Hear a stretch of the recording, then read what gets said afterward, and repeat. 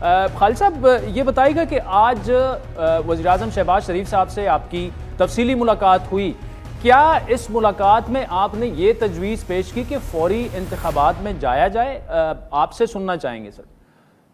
Actually یہ ان سے ملاقات کے فوراً بعد اسلام آباد میں جو بیٹ رپورٹرز ہیں ہمارے، جی، ان سے میری ملاقات تھی۔ ایکچولی یہ سارے سوالات ان کے تھے اور ان کو جواب دیا تھا۔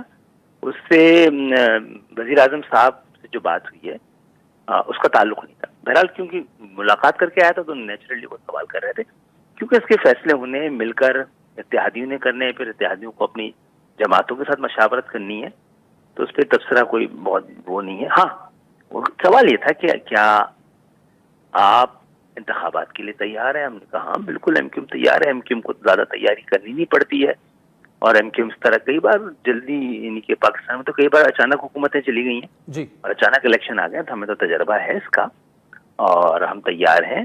اور ایم کیو ایم کا تو یہ انٹرسٹ بھی ہو سکتا ہے الگ سے کہ کیونکہ پچھلی دفعہ پالیسی کی وجہ سے ہماری 14 نشستیں چھین کے دلوائی گئیں کسی کو، اس دفعہ خوشگمانی میری ہے کہ پالیسی تبدیل ہوگی تو اور نیوٹرل رہے گی انتظامیہ، تو انشاءاللہ ہمیں وہ ہماری سیٹیں واپس مل جائیں گی۔ ہم زیادہ طاقت کے ساتھ اور زیادہ بہتر ریپرزنٹیشن کے ساتھ اگلے اسمبلیوں میں موجود ہوں گے۔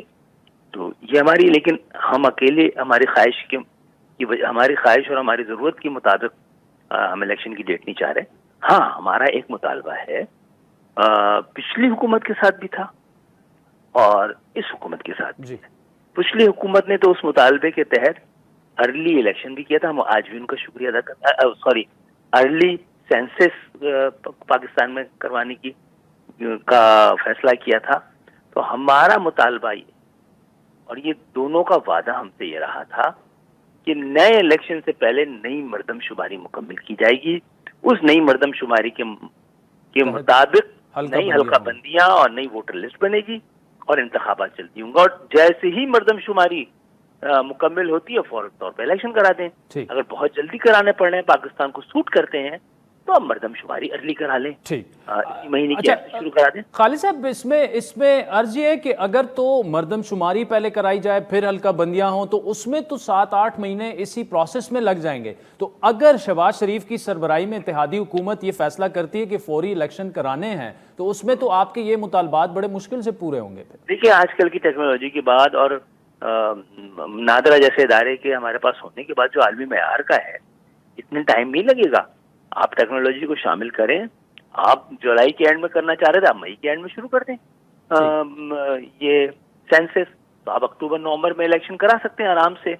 یہ نگراں حکومت کے دور میں ہی سارے کام ہو جائیں گے۔ جو حلقہ بندیاں ہیں، ووٹر لسٹ ہے، ان کے دور میں ہو جائیں گی، ان کے بھی تو 3 مہینے ہیں۔ اچھا خالد صاحب، دوسری بات یہ کہ یہ جو اس وقت ایک امپریشن بڑی تیزی سے ابھر رہا ہے کہ حکومت فیصلہ کرنے سے گھبرا رہی ہے، پیٹرولیم سبسڈی جب تک وڈرا نہیں ہوگی، آئی ایم ایف کے ساتھ آپ پروگرام میں جا نہیں سکیں گے، سعودی عرب، یو اے ای بھی آپ کی مدد معاشی تب کرے گا جب آئی ایم ایف کا پروگرام ہو جائے، یہ سبسڈی تو اب وڈرا کرنی ہے۔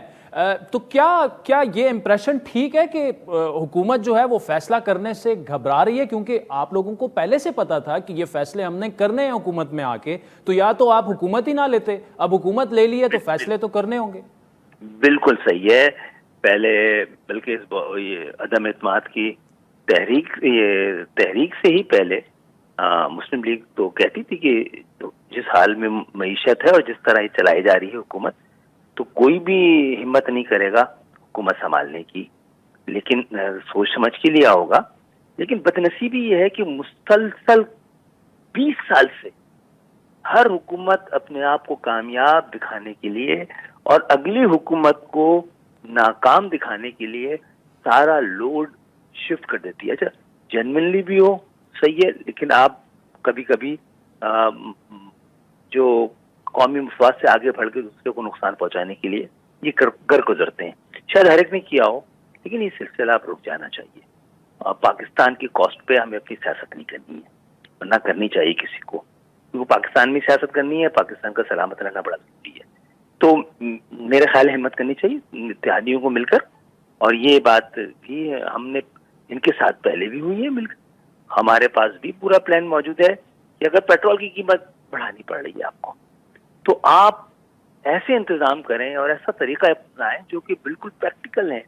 آپ راشننگ کریں یا خصوصی رعایت دیں اس غریب طبقے کو جس کے پر بوجھ پڑتا ہے. سر یہ خالد صاحب آپ نے کیا شہباز شریف صاحب کو آج ملاقات میں یہ کہا کہ یہ فیصلے آپ کو کرنے پڑیں گے, سیاسی بوجھ سے آپ نہ گھبرائیں؟ لیکن ہم نے کہا ہم سب کو مل کے کرنے پڑیں گے, آپ آگے قدم بڑھائیں, کیونکہ یا پھر ہم فوری طور پہ کہیں کہ بھائی ٹھیک ہے ہمیں لگ رہا ہے کہ یہ اس کی بہت بھاری سیاسی کاسٹ ہے تو ہم چھوڑ دیں, لیکن اس کو چھوڑ دینے کا بھی تو ایک قیمت ہے نا. لوگ بولیں گے کہ یہ قومی مفاد میں مشکل فیصلے نہیں ہوئے اور حکومت چھوڑ کے چلے گئے.